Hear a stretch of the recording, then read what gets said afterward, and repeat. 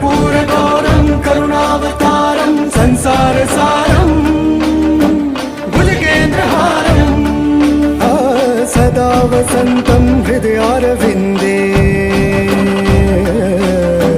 सदा वसन्तं हृदयारविन्दे भवं भवानी सहितं नमामि।